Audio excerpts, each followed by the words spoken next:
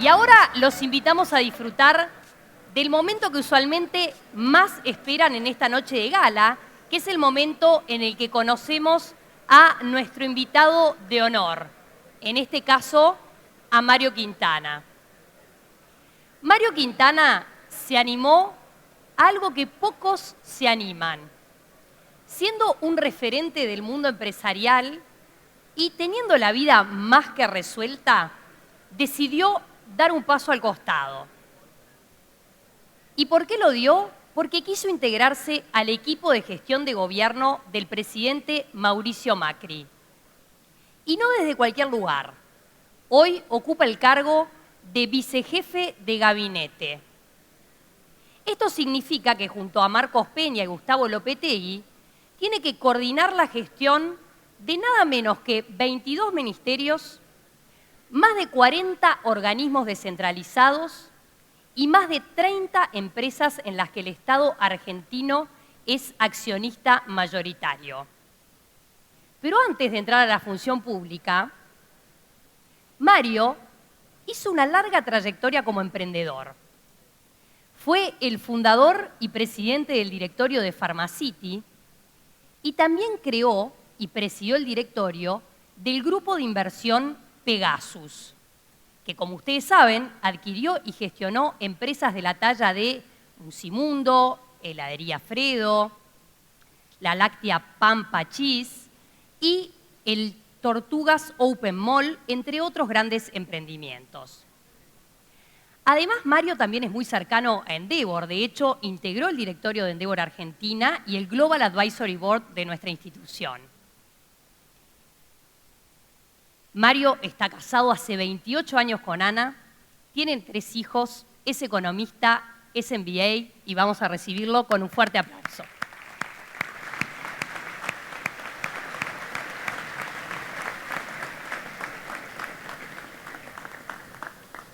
Bueno, buenas noches. Muchas gracias, Laura. Y muchas gracias, Endeavor Uruguay, por esta invitación.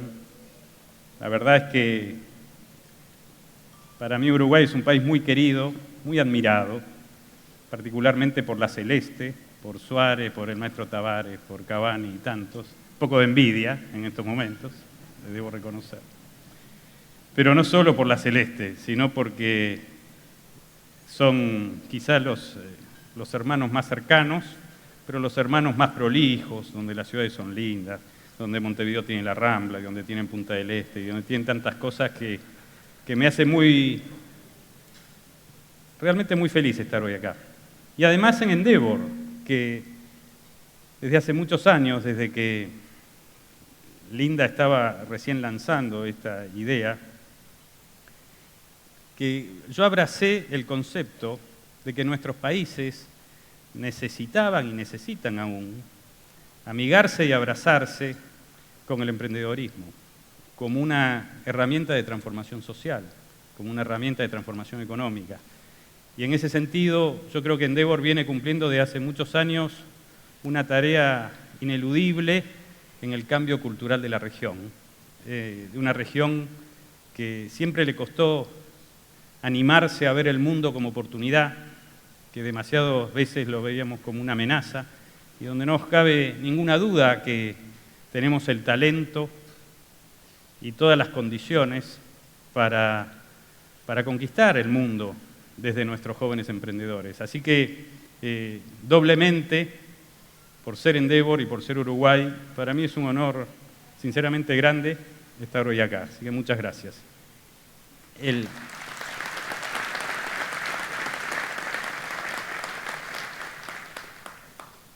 Me pidieron que arranque comentando cómo es esto de que me animé a esta locura, como decían muchos. Particularmente, acá tenemos al ministro Astolfi, que es toda una institución admirada no solo en este país, sino también en la región. Pero, lamentablemente, en general, el concepto que hasta no hace mucho había sobre la clase política en Argentina no era bueno. la política es sucia, se dice en las familias, ¿no? Y dice, ¿cómo te vas a meter en política? ¿Y con qué necesidad? La verdad que no había una necesidad desde el punto de vista material ni porque estuviera aburrido. Yo llevaba 27 años, sí, 28 años en la vida corporativa. Estaba presidiendo varios directorios, teníamos en el grupo más de 8.000 empleados en ese momento. Las cosas iban razonablemente bien, dado el contexto. Y la verdad del asunto es que el día, ustedes saben que en Argentina hay dos vueltas, ¿no? Hay una primera vuelta y después hay un balotaje. Y el día de la primera vuelta se decidía quién iba a ser además el gobernador de la provincia de Buenos Aires. Y competían fundamentalmente Aníbal Fernández, que era un ministro del gobierno kirchnerista con una reputación como mínimo dudosa, con María Eugenia Vidal, que era una mujer joven, idealista, a quien yo conozco hace más de 20 años y que admiro profundamente. Y yo estaba entre enojado, asustado, no sé cómo definirlo, y se demoraron los resultados. Y a eso de las 12 y poco de la noche aparece una placa en televisión diciendo María Eugenia Vidal, gobernadora. Y me pasó algo que no me había pasado antes en mi vida, me largué a llorar, pero no podía dejar de llorar. Y lloraba, y vinieron, estaban mis hijas, estaban mi esposa, ¿estás bien? ¿Qué te pasa? Pero así, como una descarga muy, muy, muy fuerte, como pocas veces había tenido. Y me di cuenta que estaba como enojado y resignado a vivir en un país que yo no quería vivir. Y que estaba como haciendo un luto en qué se había convertido mi país. Y en ese momento decidí que yo estaba dispuesto a dejar todo para intentar construir otra Argentina, otra oportunidad. Y la verdad es que le escribí un WhatsApp a María Eugenia, que la estaba mirando, y le puse en ese WhatsApp, digo, tu mirada y tu sonrisa son los símbolos de la esperanza de una nueva Argentina. Y yo quiero poner todo de mi parte para cuidar esos dos activos. La miraba por la tele, escribía ese WhatsApp, a los 10 minutos me responde el WhatsApp, me mató, digo, veámonos el lunes, me pone. Y bueno, y así arrancó la historia que terminó después, un mes más tarde, con el triunfo del presidente Macri, y el día del balotaje me confirmaron esta oportunidad de sumirme en un rol que nunca había pensado, nunca había imaginado. Yo no soy un hombre de militancia política. Y en ese mes hubo que tomar una decisión que para mí era pesada, era difícil. Y lo que sí puse algunos criterios, y el primer criterio es que yo iba a tomar la decisión, sí, solo sí, mi esposa y mis 3 hijos, unánime, le di un veto a cada uno. Si cualquiera de ellos me decía que no, iba a ser no. Entonces lo que hice fue organizar una charla larga con cada uno de ellos. Y para mi sorpresa, los 4 me empujaron a hacerlo. Y me quedó muy grabado lo que me dijo una de mis hijas, y lo quería traer para compartir hoy aquí, que, bueno, un amigo, un ex socio, siempre me contaba que en todas las familias, no sé si les coinciden en esto, pero que en todas las familias hay como un tópico que se repite, pero que se repite tanto que los que están dentro de la familia no lo ven, ¿no? Es como que es parte del código familiar. Y en el caso de este amigo dice, por ejemplo, en nuestra casa es la enfermedad. Siempre hay alguno que se siente mal, siempre hay alguno que está enfermo, siempre hay alguno que tiene que ir al médico, siempre hay alguno que se está haciendo chequeos, ¿no? Yo me quedé pensando, digo, claramente, en mi familia son las crisis vocacionales, ¿no? Nosotros vivimos en permanentes crisis vocacionales y cuestionándonos todo, mis hijos cambiando de carrera, terminando una carrera, cambiando. Pero claro, que el viejo tuviera crisis vocacional después de 27 años empresario, era raro, ¿no? Entonces, mi hija me dice, pa, desde que tengo memoria, vos nos estás empujando a animarnos a cambiar a ser libres, a tirarte a la pileta. No me muestres que no te animás a lo que nos has impulsado toda la vida. Y dije, listo, me tiro la pileta.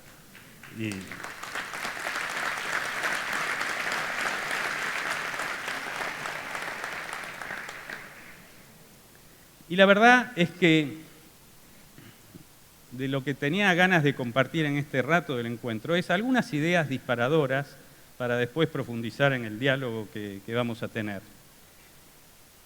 Y la primera de las ideas es sobre el concepto de vocación. Muchos de nosotros compartimos acá la vocación por emprender, que muchas veces se la leyó mal, como que es una vocación de acumular plata. Y todos los que somos emprendedores sabemos que yo no conozco muchos grandes emprendedores que digan, che, ¿y por qué creaste la empresa que yo? No, porque quería ganar mucha plata. Generalmente no es la respuesta. No digo que esté mal, ¿no? Pero cuando uno tiene en las tripas la vocación de cambiar, de crear, como decía antes Giver, de dejar un legado, de dejar un impacto en las comunidades donde nos toca vivir, bueno, es una de las cosas que compartimos los que decidimos emprender. Yo creo que el concepto de vocación, en mi mirada, es un concepto casi sagrado, es un concepto que está en lo más profundo del ser humano, un concepto que está en nuestras tripas, ¿no? Y también creo que tenemos la suerte, los que estamos hoy sobre la tierra, de que como se han estirado las esperanzas de vida, podemos vivir más de una vocación en una vida, ¿no? Cosa que quizás nuestros padres o nuestros abuelos no tuvieron la oportunidad. Yo hoy estoy viviendo mi segunda vocación, que es la vocación de ser político. Y yo digo públicamente muchas veces que estoy profundamente orgulloso de ser político. En Argentina suena raro, les quiero decir. Me acuerdo que en esos días de reflexión, yo muchas veces a la mañana me levanto, medito y escribo algunas cosas.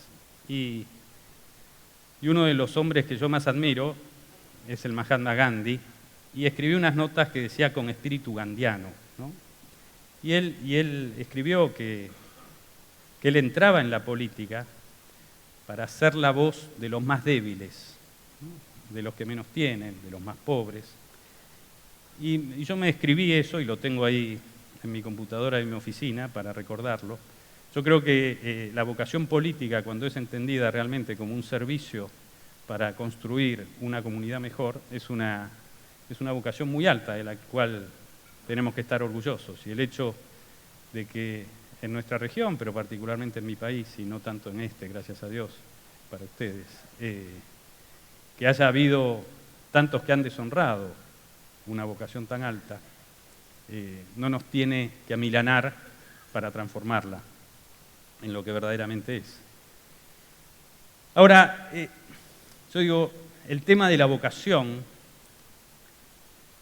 yo me lo quiero recordar y me lo recuerdo, y traje algunas formas en las que yo me lo recuerdo. Y una de las primeras formas, voy a pedir que pongan ahí una foto que traje y quería compartir. ¿Ya está la foto? Ah, está allá. No, acá está. Se fue. Bueno.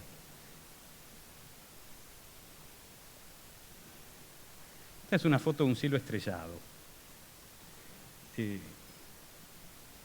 Todos nuestros antepasados tenían este regalo, muchos más que nosotros que vivimos en grandes urbes, que es muy difícil ver un cielo estrellado.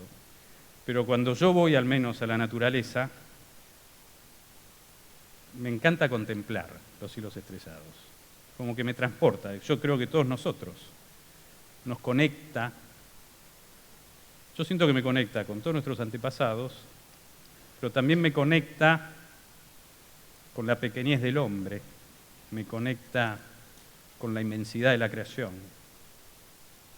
Esto es algo desde que el hombre habita esta tierra, que el cielo estrellado, por algo el cielo en tantas tradiciones de sabiduría representa el paraíso, representa la aspiración. Esta otra foto, a ver cómo pasa esto. Esta es nuestra tierra vista desde el cielo. Es interesante pensar que de los cientos de miles de años que el hombre ha pisado esta tierra, solo nuestra generación ha tenido, o si quieren la generación anterior, ha tenido la oportunidad de ver esta foto. Nunca antes el hombre había podido salir al espacio exterior para fotografiar nuestra casa común. Joseph Campbell, que es un mitólogo americano, dice que quizá esta imagen es el evento único que más impacto tiene en la transformación de la conciencia de la humanidad. El hecho de poder salir al espacio exterior y ver nuestra casa común es algo absolutamente inédito en la historia de la humanidad. Y consciente o inconscientemente nos ayuda a crear una conciencia de casa compartida, de casa común. Me gusta acompañarla de esta otra imagen. Yo soy lento para aprender y todavía no sé cuál de estos botoncitos la pasa. Pero ahí. Esta es la imagen de la Vía Láctea. Esto ya no es foto. Y ese puntito que se ve ahí es nuestro sistema solar. Yo creo que así como el hombre primitivo se conectaba con el misterio mirando al cielo estrellado, yo muchas mañanas me levanto y traigo estas imágenes. A veces las tengo en mi computadora, las busco, las miro. Y me genera como un efecto casi mágico, ¿no? Que es conectarme con este enigma que a mí me ocupa desde que tengo 4 años, que es qué es el hombre, para qué estamos, qué hacemos sobre esta tierra. También juego con esto siguiente que les voy a mostrar, si aprendo a pasar la cosa. ¿Me la están pasando ustedes o soy yo que desde acá? El concepto de causalidad. Bueno, esto es un juego, pero no es un juego. Nuestras mentes nos dicen que están ahí quietos, escuchándome, y yo acá parado, hablándoles. Pero esta concepción de que estamos quietos es una interpretación de nuestra mente. Mientras lo que la realidad científica nos dice es esto, ¿no? En este momento estamos viajando a todas estas velocidades. La Tierra viajando sobre su eje a una velocidad de 1670 kilómetros por hora. A su vez la Tierra girando alrededor del Sol a una velocidad media de 107.000 kilómetros por hora. El Sol se mueve dentro de la galaxia a una velocidad media de 785.000 kilómetros por hora. La Vía Láctea a su vez gira alrededor de su agujero negro central a una velocidad de unos 960.000 kilómetros por hora. Y a su vez la Vía Láctea está viajando hacia el punto Vega a una velocidad de más de 2.200.000 kilómetros por hora. Gracias a Dios que sentimos que estamos quietos, si no tendríamos un mareo.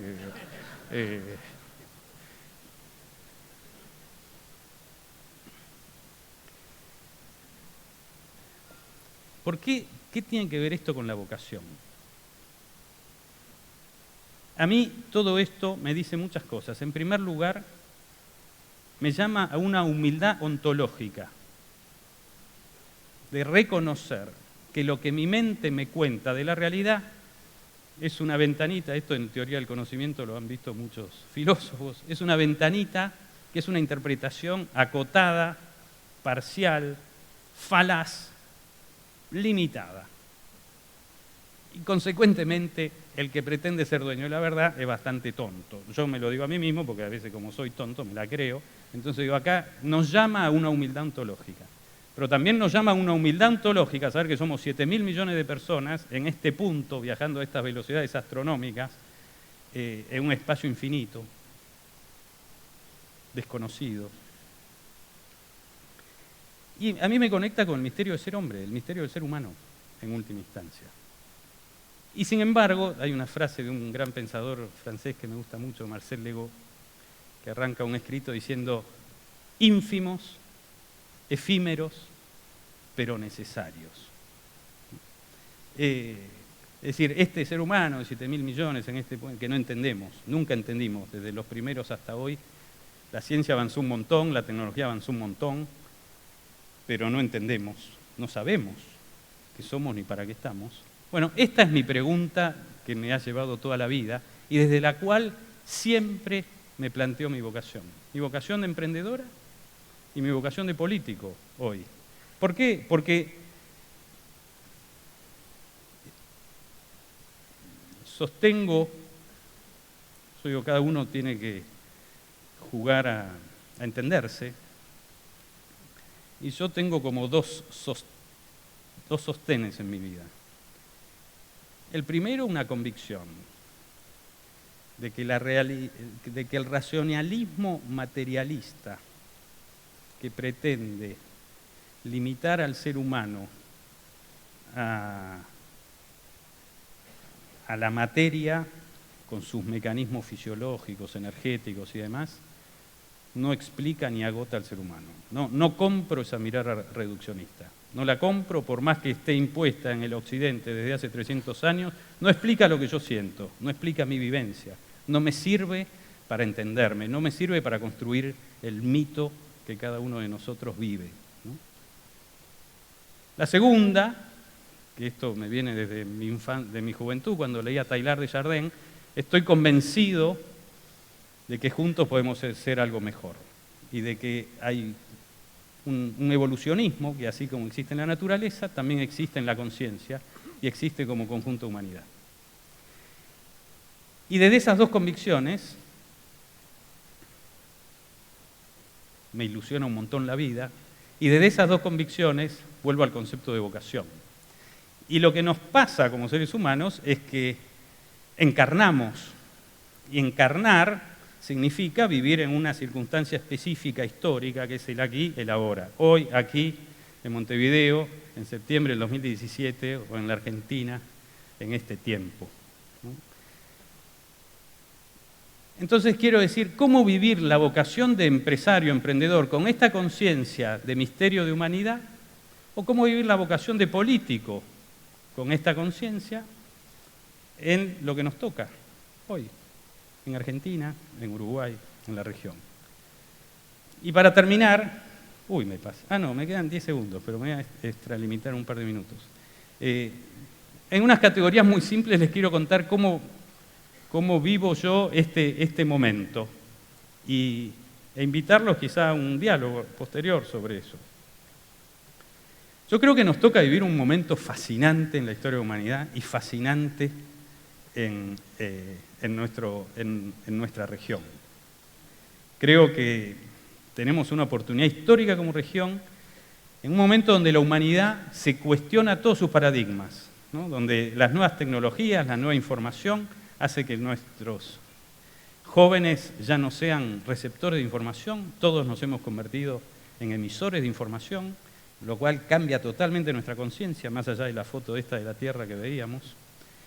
Y eso nos lleva a cuestionar todos los paradigmas, pero los paradigmas más fundantes: la escuela, la universidad, las religiones, la democracia representativa, el mercado, el Estado, la familia. Es decir, y yo abrazo esa nueva conciencia que nace con los nuevos paradigmas, porque estoy convencido de que dependerá de lo que hagamos juntos, pero que pueden hacer algo mucho mejor, que va a estar buenísimo, ¿no? Con dolores de parto, como siempre que se dan los cambios en la historia de la humanidad. Y para aterrizarlo más, y voy a sobresimplificarlo, categorizando, pero así hablamos los humanos con categorías y no es imposible, yo digo, el capitalismo desde que llegó ha generado un progreso a la humanidad absolutamente extraordinario. Desde la revolución industrial y desde Adam Smith y todo lo que hemos leído,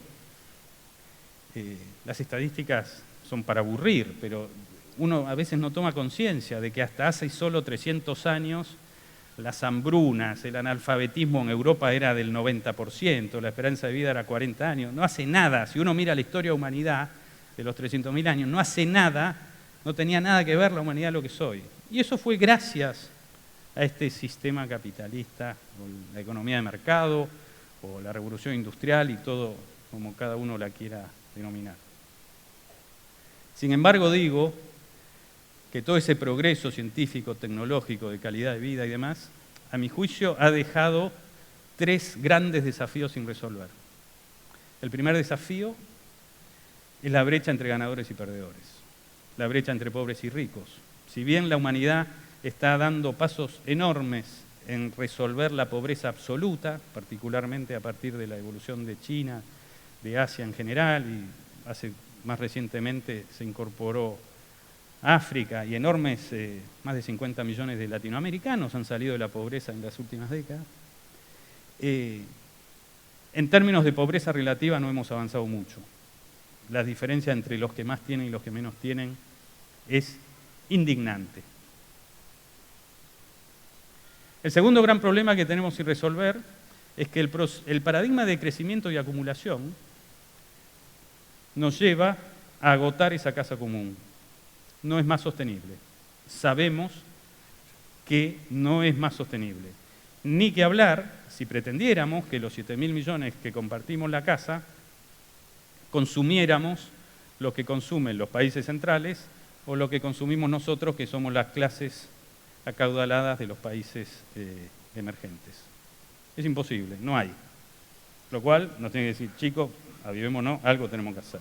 Tercer problema, yo creo, es que superado un cierto nivel, un umbral de bienestar material, no se ha evidenciado que el mayor progreso económico genere mayores niveles de felicidad, ¿no? Es decir, que el proyecto de acumulación como eje articulador de proyecto de vida no necesariamente está alineado con mayores niveles de felicidad. Estos son los 3 problemas que yo observo del sistema, llamémoslo, del capitalismo tradicional. Lo interesante es que surgieron muchos proyectos criticando algunos de estos aspectos, o más de uno de estos proyectos sociales. Obviamente que estoy sobresimplificando y gracias al avance del estado de bienestar, del socialismo, de los derechos de los trabajadores, se ha morigerado mucho todo esto y estoy poniendo categorías muy básicas para hacer el punto. Pero yo creo que ha surgido en muchos países, sobre la crítica de este primer aspecto, lo que yo llamo un capitalismo perverso.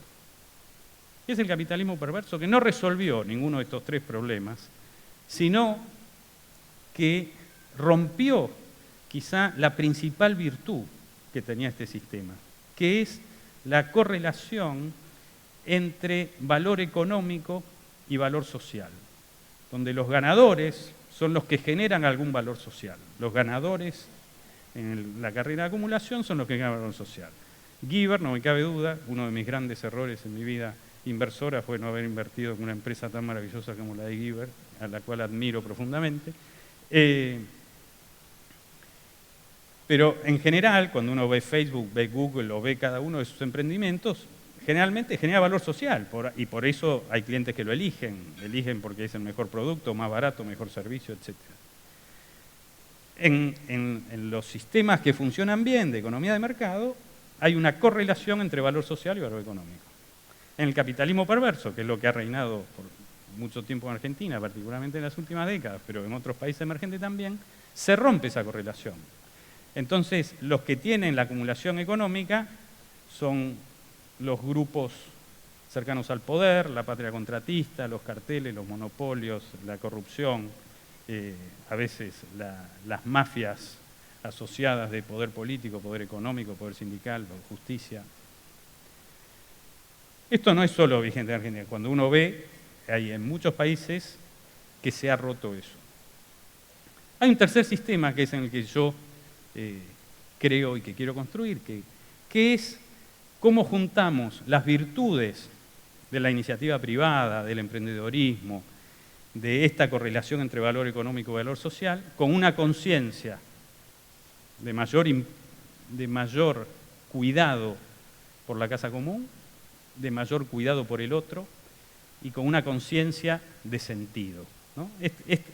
Esto es lo que yo creo que hay un sistema que está por nacer, que está al nacer y que depende de lo que cada uno de nosotros haga.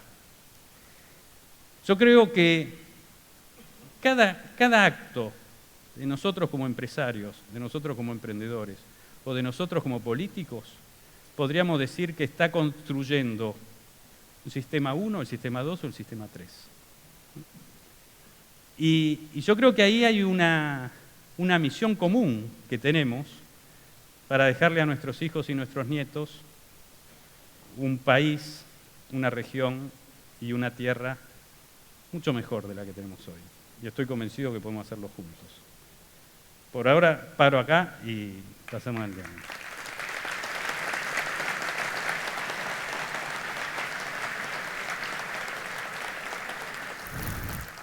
Bueno, Mario, nos llevaste a lugares muy elevados y a mí me toca traerte de vuelta al mundo de los negocios. Voy a parecer una persona que no piensa en las cosas importantes, pero lo que nos han pedido acá es escuchar un poco tus conocimientos y tu experiencia del mundo privado, además de la función pública. Entonces arranco por preguntarte, porque vos siempre destacás en tus conversaciones lo importante que es, tanto para un emprendimiento como para un gobierno, el trabajo en equipo. Y destacás mucho lo que es la confianza, confiar en la idoneidad del otro, del que trabaja con uno, confiar en que sus intenciones son buenas. ¿Cómo hiciste para atraer y retener a los mejores talentos en tus empresas?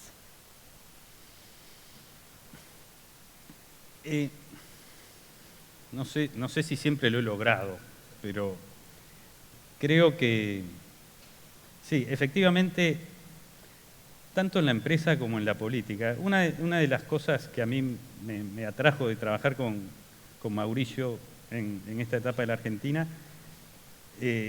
son dos de sus principios. El primero es la necesidad de reconstruir la confianza en base a la verdad.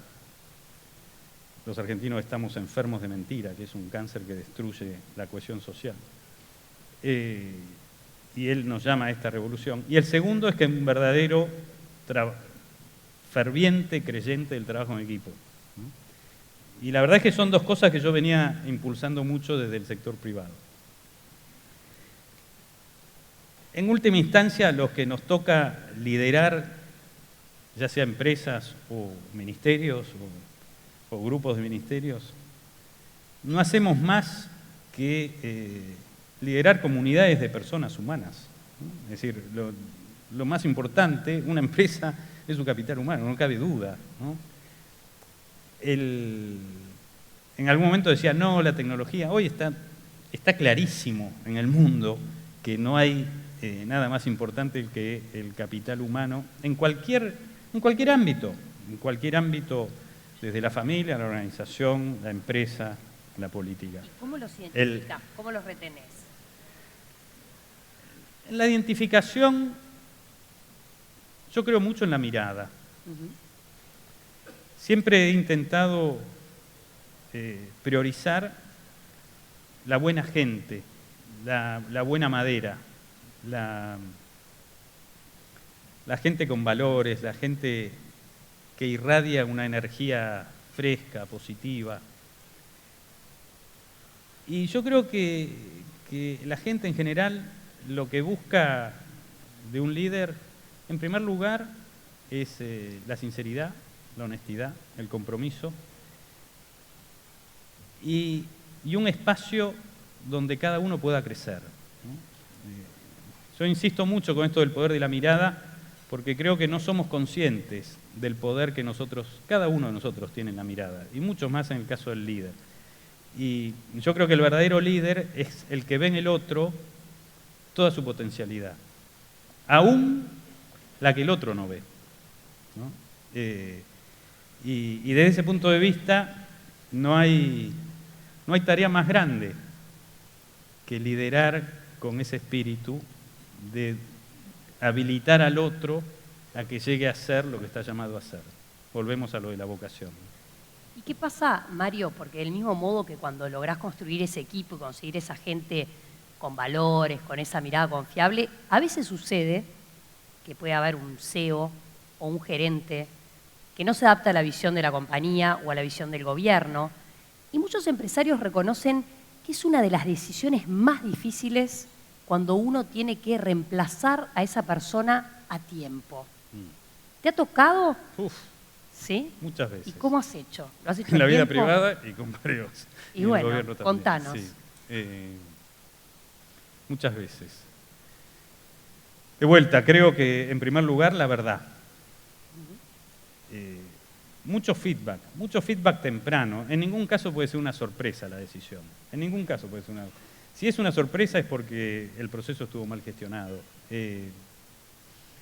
Justamente la semana pasada me ha tocado de un empresario, que le va muy bien hoy en Argentina, que había sido socio y empleado mío, y que fue uno de esas decisiones de despido o de pedir que deje la organización, de las más bravas, que es cuando la convicción de la cabeza por el bien de la organización no está alineada con el corazón, ¿no? Porque uno está afectivamente involucrado con la persona.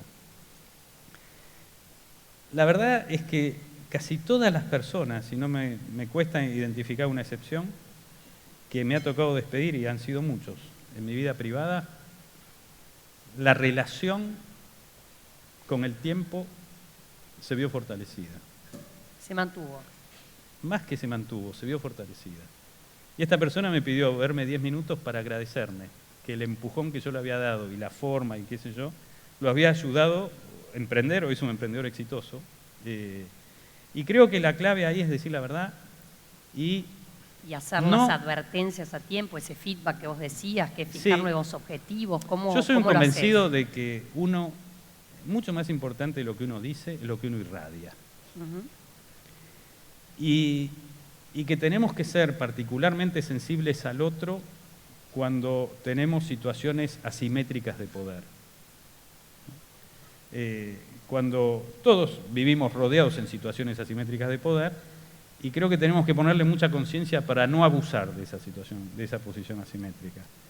Y definitivamente en el momento del despido es un tremendo momento de posición asimétrica del poder, donde vos estás tomando una decisión de que el otro se quede sin trabajo. Macana. Sin duda. Entonces, ¿cómo poder hacerlo con conciencia, con sensibilidad, en última instancia con amor por el otro, con verdadera compasión? Y creo que si uno lo hace desde allí, el otro lo siente y construye relación en el largo plazo. Además de hablar mucho del equipo, también sos como un fanático de los sistemas de información. Y una de las cosas que te desesperó cuando llegaste al gobierno es que estaban destruidos. Básicamente no había información, no había base de datos, había obras públicas que se habían iniciado, no se sabía cómo iban a terminar. Los sistemas de información y de reporting son fundamentales en las empresas. ¿Cómo construías en tus emprendimientos? ¿Cuáles son los puntos clave ahí?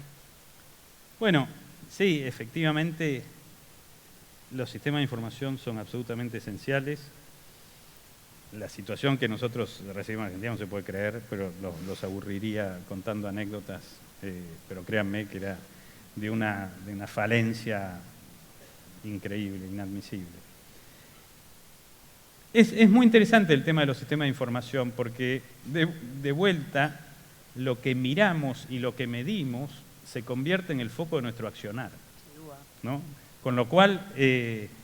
porque así funcionamos los seres humanos, es decir, donde le ponemos la conciencia, ahí es donde, y lo que empezamos a medir y mirar, es de lo que termina siendo importante para la organización. Yo no me considero un fanático de los temas de información, yo soy más un tipo orientado a los procesos humanos y a la gestión de equipos, pero definitivamente es una herramienta indispensable en las organizaciones modernas y creo que hay que ponerle mucha reflexión. ¿A qué voy a medir? No podemos medir 150 cosas. Pero tenías tus tableros de control, que eran las 4 cosas que siempre medías en todos tus emprendimientos. No. ¿No? No tenía las mismas 4 en cada lugar. Iba evolucionando a lo largo del tiempo. No, obviamente la información, yo siempre decía lo mismo, los 3 estados contables hay que verlos siempre juntos, ¿no? Creo que es un error cuando uno mira un cuadro de resultados y no mira el balance y no mira el cash flow. Los 3 cuadros por algo están diseñados para verlos juntos y eso es como el ABC, no se puede entender nada si no tenés eso. Pero después las métricas iban evolucionando y me acuerdo, por ejemplo, en uno de los emprendimientos de retail que teníamos, donde tuvimos identificado un serio problema de logístico y teníamos problemas de stockouts en los locales. Entonces creamos una métrica que era cantidad de productos en stockout multiplicado por la cantidad de locales, multiplicado por la cantidad de días, y era un número, y ese número, estaba toda la organización mirando ese número hasta que ese número lo venciéramos. Era para atacar un problema puntual, fundamental. Y sí, yo impulsaba a este foco en pocas métricas, y esas métricas tenerlas por todos lados, gráficos, muy públicas, muy compartida por toda la organización. Mencionaste retail, cadenas, y nos lleva a Pharmacity, que es uno de tus buques insignia. Creaste la compañía siendo muy joven, la desarrollaste, y me imagino que en el largo proceso de crecimiento te habrás topado con todo tipo de situaciones. Entre ellas, te habrás enfrentado a grupos de poder que tenían intereses distintos a los tuyos, y debe ser difícil navegar esos mares, ¿no? Cuando hay lobbies, hay otros grupos. ¿Cómo se navegan esos mares? Ya, es muy difícil, y particularmente cuando lo tenés que hacer en un contexto donde tus valores éticos no son los que priman.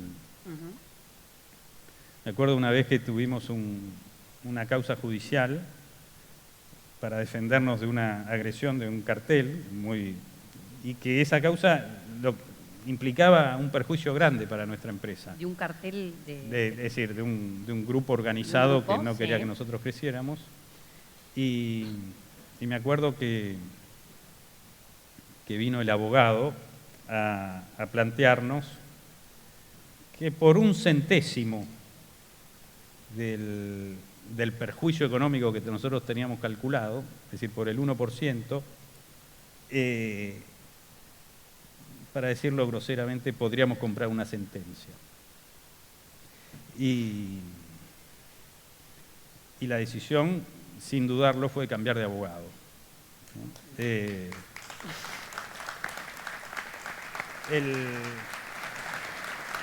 Y nos advirtió, pero si hay un juez que está dispuesto a vender la sentencia y no la compramos nosotros, lo más probablemente es que perdamos. Y la respuesta es, si realmente creemos que nuestra vocación es construir una sociedad mejor y no ganar una carrera de acumulación económica, si para ganar más tengo que resignar la misión última, no tiene sentido nada de lo que hacemos. Efectivamente perdimos el juicio, pero ganamos la batalla, ¿no?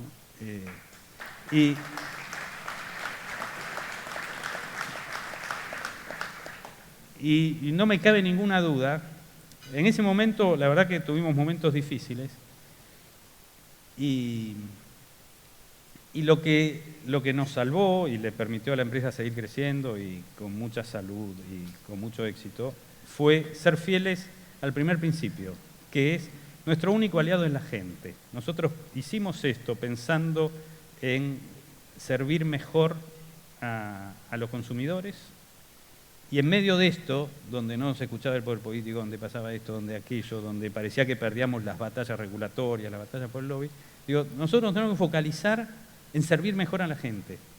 Nuestro único aliado es la gente, y eso nos va a volver. Las cadenas y las grandes cadenas sí, claro, le hacen bien una economía o no. Sí, claro. Si hay que defender al pequeño negocio, ¿por qué consideras que las grandes cadenas sí le hacen bien? ¿Y por qué consideras que están más cerca de la gente?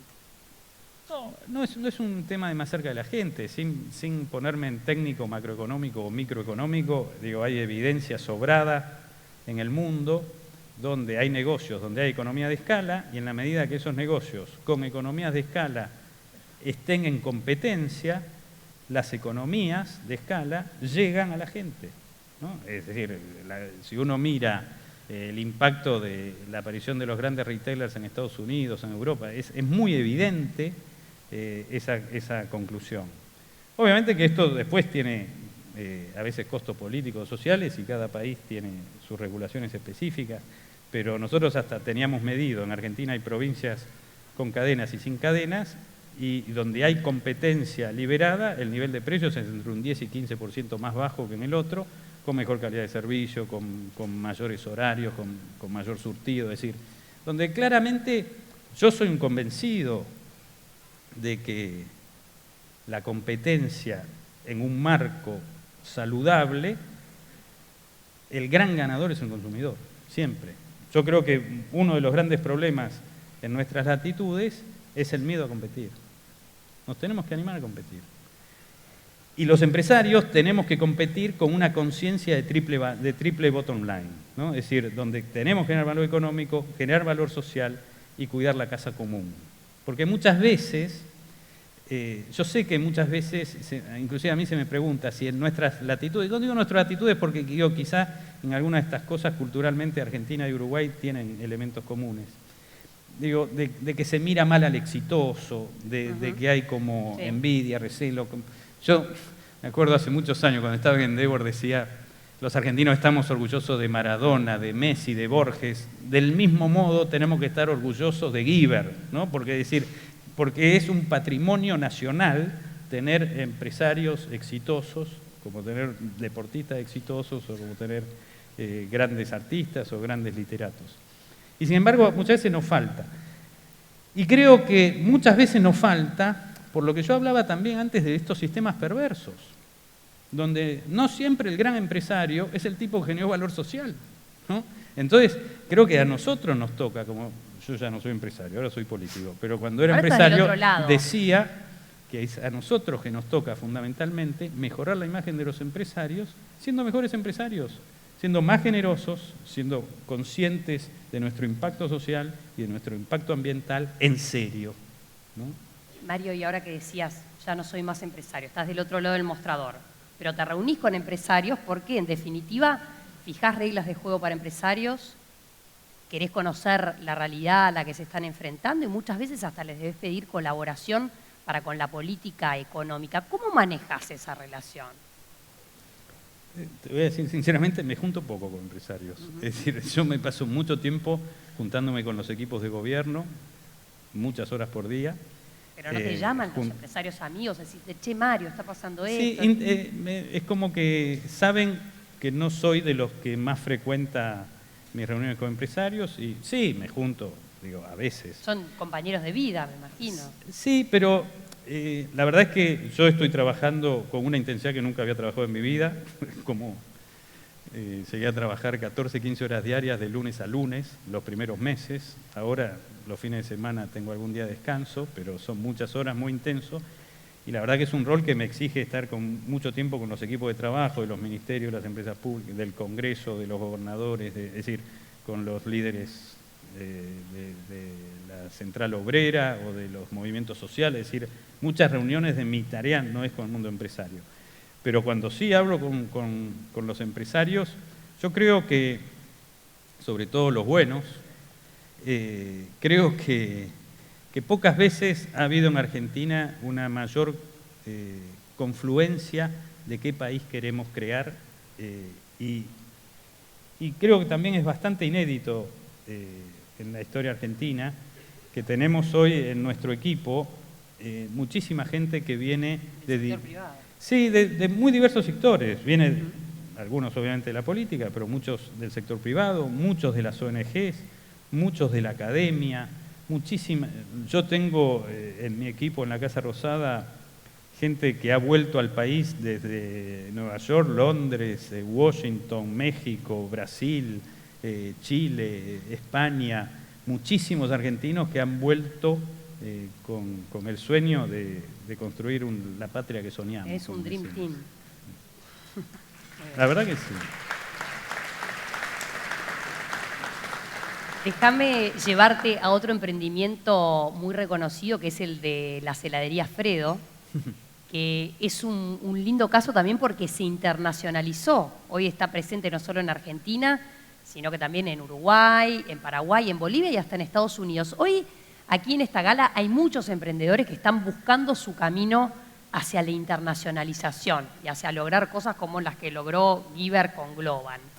¿Qué consejos le darías a ese emprendedor que está buscando trascender fronteras? El primer consejo es animarse, ¿no? Es decir, esto de... Yo creo que a ustedes también les pasa, a los uruguayos, pero los argentinos, esta sensación de que sino que en el... No sé, me gusta cuando decís en New York, viste, como dice la canción, if you can make it there, you can make it anywhere, ¿no? Pero es como que nosotros decimos, bueno, sí, a mí me salió en mi barrio, pero si salgo andás a ver. Y como que la mirada del extranjero siempre está a otro nivel y es más pesada. Entonces es como que nos tendemos a achicar un poco, me parece. Y creo que lo primero es animarse.